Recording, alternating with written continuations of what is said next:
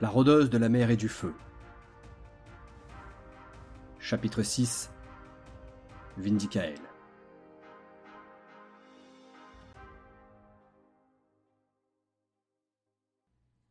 Je pose ma plume et m'enfonce dans mon fauteuil en soupirant.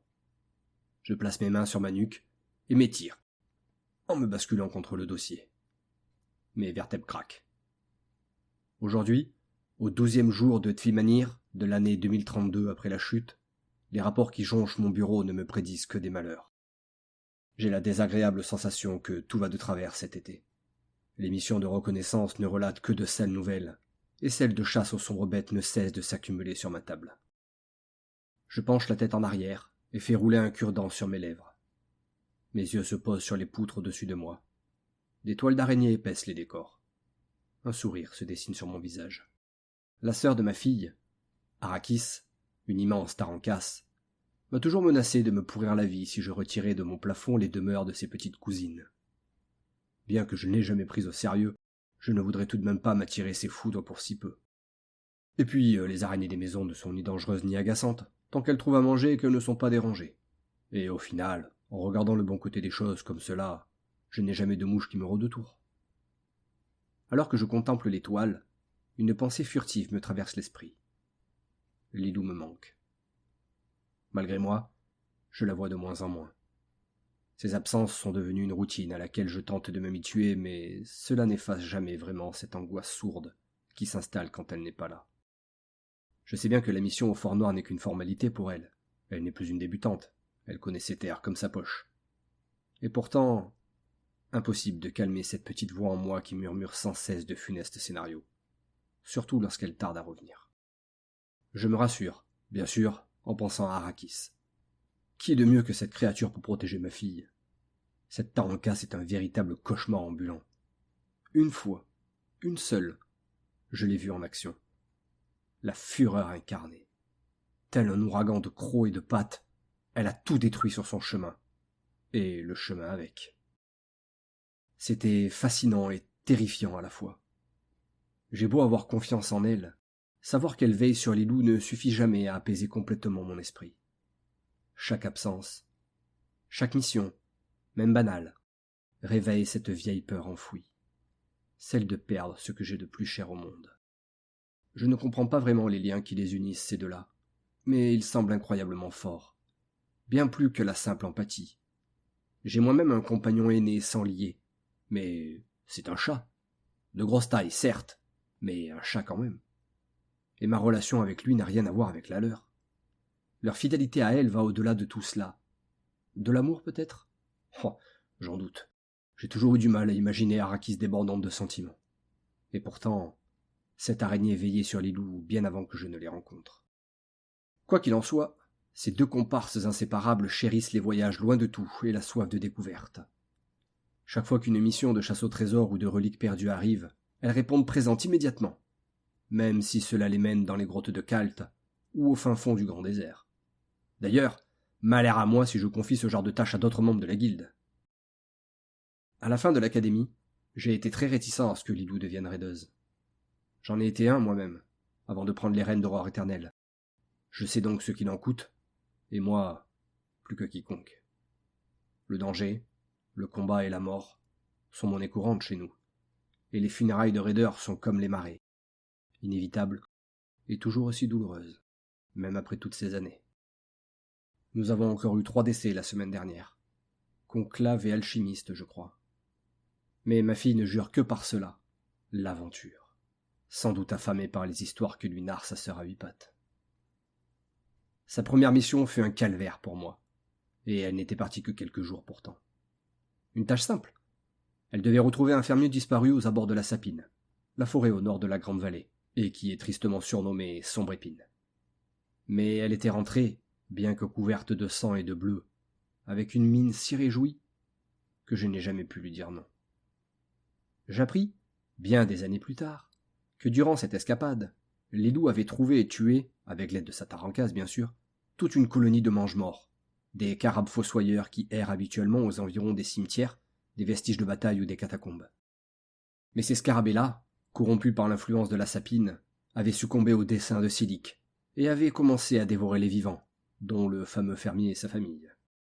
La savoir aux prises avec ce genre de saloperie me fait encore froid dans le dos. Puis, les années ont passé, et Lilou a mûri et s'est aguerri. Et même si la chipie ne me raconte que très rarement ses aventures en détail, pour éviter de me faire des cheveux blancs, je suppose, je sais qu'elle est dorénavant suffisamment forte pour affronter les terreurs les plus noires qui rôdent dans la nuit. Et puis, si Lilou n'est pas assez badass, comme dirait sa sœur, cette dernière la sera, elle, j'en suis sûr. Enfin bref, maintenant, Lilou est réputée dans tout le mi-temps comme étant l'une des plus grandes rôdeuses de la région, et certains commanditaires n'exigent qu'elle pour accomplir la mission. À nouveau, mes lèvres s'étirent malgré moi. Je me lève de mon fauteuil et envoie valser mon cure-dent usé d'une pichenette dans l'âtre de la cheminée. J'en reprends un neuf et m'approche de la fenêtre ouverte qui donne sur le nord. Main dans le dos, je laisse mon regard et mon esprit vagabonder. L'après-midi est presque écoulé, et dans sa course vers l'est, la soleil darde ses derniers rayons entre les nuages, inondant le lac d'eau belle d'une teinte orangée. Une légère brise souffle, et m'apporte avec elle l'odeur et le clapotis des vagues sur la berge en contrebas. Étant placé dans la ville haute, le donjon d'aurore éternelle domine l'étendue miroitante, et m'offre un point de vue panoramique sur les collines rondes et couronnées de bruyères, de maïs et de tournesol. Au-dessus de ces dernières, les montagnes noires déchirent l'horizon et fendent les nuées de brume, presque permanentes par là-bas, qui s'accrochent à leurs flancs, partagées entre falaises et grappes de sombre pin. Et à l'orée de ces piémonts inhospitaliers s'ouvrent les champs de cendres. Les terrifiants champs de cendres. Soudain, l'air semble plus lourd. Un poids écrase ma poitrine. Mes mâchoires se serrent, comme pour contenir l'angoisse. Du fond des ténèbres se mettent à ramper subitement vers moi de cruels souvenirs, plus vivaces que des cauchemars. Dans ces landes, rien ne vit, rien ne pousse.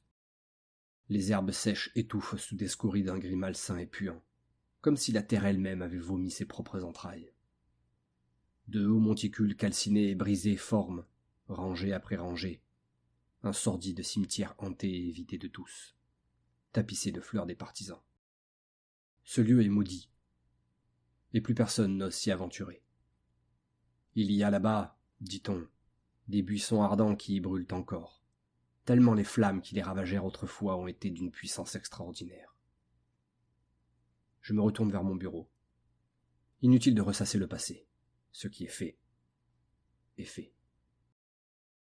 Comme un signe du destin, mes souvenirs douloureux sont coupés par le toc-toc d'une main légère sur la porte. « Entrez !»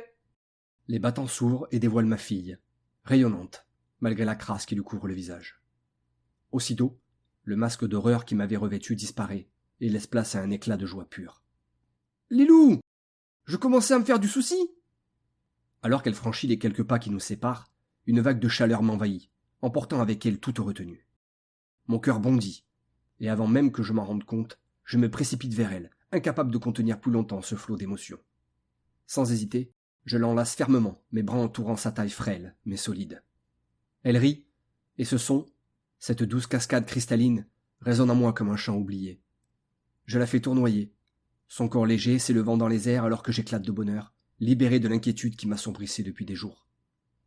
La pièce disparaît, floue et irréelle, ne laissant que nous deux, au centre d'un tourbillon de couleurs, celle de l'arc-en-ciel qui semble naître du miroitement lumineux de ses yeux. Ses prunelles mauves brillent, pleines de vie, de cette énergie juvénile qui m'éblouit à chaque fois.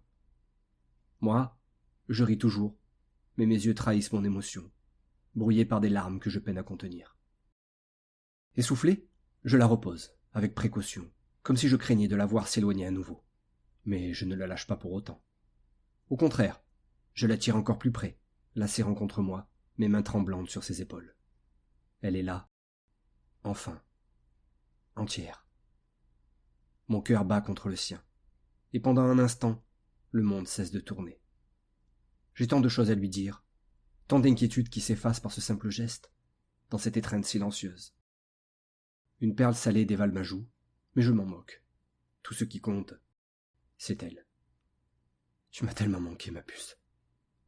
murmurai-je d'une voix étranglée par l'émotion. Elle pose sa tête sur mon épaule, et sa réponse, empreinte de douceur, me réchauffe. « Toi aussi, papa. Je suis heureuse d'être rentrée. Arrakis fit irruption, son expression affichant un mélange d'agacement et de nonchalance. Elle plante ses yeux verts dans les miens, un rictus narquois aux lèvres. « Yo, Windy, sérieux, c'est quoi ce cirque? On est juste allé au fort noir, hein? Pas de quoi rédiger un testament. » Mais dans son regard qui s'attarde un instant sur les loups, je décèle une lueur, presque imperceptible, trahissant cette vigilance constante que l'araignée dissimule derrière ses sarcasmes. Arrakis veille toujours, même sous le masque de l'insolence. Je hoche la tête et leur désigne les larges sièges face à mon bureau. Je reprends avec autorité, ravalant mes émotions. « Asseyez-vous. Vous devez avoir hâte de vous détendre, alors ne perdons pas de temps. » L'arachnide et l'ondine s'exécutent, tandis que je mets une bouilloire à chauffer dans la cheminée. Je l'attise avec un brandon et la rallume vivement d'un simple souffle. « T'es où, tisane ?»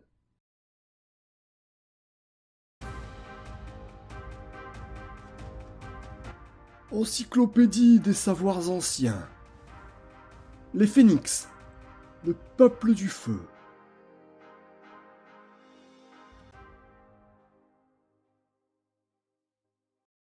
On dit que le feu coule dans les veines des phénix. Mais on raconte encore plus souvent que c'est l'or qui y coule à flot. Bien sûr, tous les hommes du feu ne sont pas avides de richesse, mais leur capacité de négociant née ont fait que cette réputation leur colle aujourd'hui à la peau. Les phénix sont grands, au teint hâlé, et leurs cheveux, qui arborent diverses nuances, sont fréquemment rehaussés de reflets argentés ou cuivrés. La plupart d'entre eux ont les yeux de couleur rougeoyante, ambre, bronze ou jaune soleil, mais le vert et le bleu peuvent également se rencontrer. Les phénix se mêlent aisément avec tous les autres peuples, et il est commun de dire qu'ils offrent le meilleur second choix possible en matière de couple, après un membre de sa propre espèce. Ils ne voient d'ailleurs aucun inconvénient à vivre avec des personnes du même sexe ou d'ethnies différentes, et il n'est pas rare que, durant leurs existences, ils changent plusieurs fois de compagnon ou de compagne, ou qu'ils en aient plusieurs à la fois. De par leur origine, ils résistent parfaitement à la chaleur et ne craignent pas le feu. Capables de se couvrir d'un linceul de flamme lorsque la colère les gagne, les hommes du feu sont des personnes déterminées et audacieuses. Leur opiniâtreté est telle que certains peuvent se consumer sous la rage ou renaître de leurs cendres, comme leurs ancêtres de la terre de feu. Ainsi, le prince Tyrion du Sud ressuscita par 3 fois durant la guerre des sables, aux grandes dames de ses adversaires. Leur espérance de vie varie entre 80 et 100 ans, bien que les phénix dotés d'un feu intérieur très puissant puissent dépasser les 150 printemps. Animés par une ferveur intense, allant du tempérament de feu à la passion raisonnée, la plupart des phénix ont un charisme naturel et une aura imposante. Grâce à leur prestance, ils excellent dans tous les métiers où l'influence et la persuasion sont essentielles. Commandement, négoce ou diplomatie. Leur détermination et leur résistance aux conditions extrêmes leur ont permis de s'implanter dans toutes les régions du continent. Ainsi, les hommes du feu sont présents partout sur Thurem. À l'exception des pics déchiquetés à l'ouest, ils ont fondé une cité-État dans chaque région. Massuna, au sud, aux abords des berges du lac scintillant, marquant la frontière entre le grand désert et la savane de Brocard. Masbrida, dans la toundra de Blanche-Épine, le long de la côte est du Grand Nord.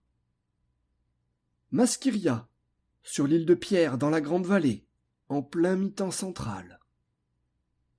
Masmara, au sud-est, niché au cœur du Marais Noir. Massilia, la plus vaste de toutes, à l'orée du golfe des Lions. Chaque cité-État règne en maître sur ces terres, et de nombreux conflits les ont déchirés au fil des âges. Cependant, depuis l'avènement du Grand Hiver, entre 2008 et 2010, les tensions qui les rongeaient se sont réduites, et plusieurs traités de paix ont été signés. Aujourd'hui, l'ombre de la guerre n'est plus qu'un lointain souvenir, car chacune d'entre elles a su tirer finalement profit de ces nouveaux accords commerciaux. Par sœur d'Aredon, maître du savoir de Massilia.